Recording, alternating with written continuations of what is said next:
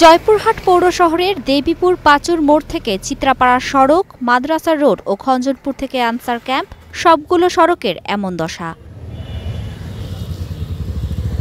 রাস্তায় কাদা পানিতে একাকার হয়ে যায়, খানাখন্দগুলোতে মানুষ ও যান চলাচলে নাজেহাল হতে হয়। এতে ভোগান্তিতে সড়কে চলাচলকারী চালক, শিক্ষার্থী, পথচারী সহ পৌরবাসী।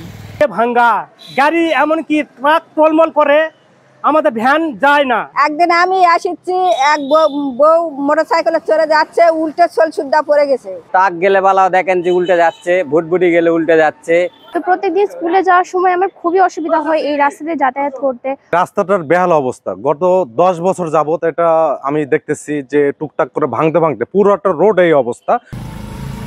বেহাল ড্রেনেজ ব্যবস্থাও, তাই পানি জমে অল্প বৃষ্টিতেই। রাস্তাঘাটের জনদুর্ভোগের কথা স্বীকার করলেন খোদ পৌর প্রশাসক, দিয়েছেন সমস্যা সমাধানের আশ্বাস।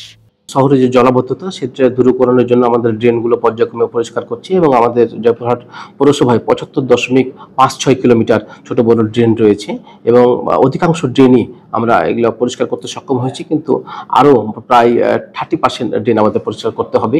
এবং এর পাশাপাশি যে রাস্তাগুলোর কথা আপনি ইতিমধ্যে উল্লেখ করলেন, সেই রাস্তাগুলো আমরা কিছু টেন্ডার অলরেডি করা সম্পন্ন হয়েছে। 1975 সালে প্রতিষ্ঠিত হয় জয়পুরহাট পৌরসভা, প্রথম শ্রেণীতে উন্নীত হয় 1991 সালে। কিন্তু প্রায় 11 লাখ বাসিন্দার আধুনিক সেবার তেমন কোনো ছোঁয়া লাগেনি পৌরসভায়। Mithila Anjum, star news.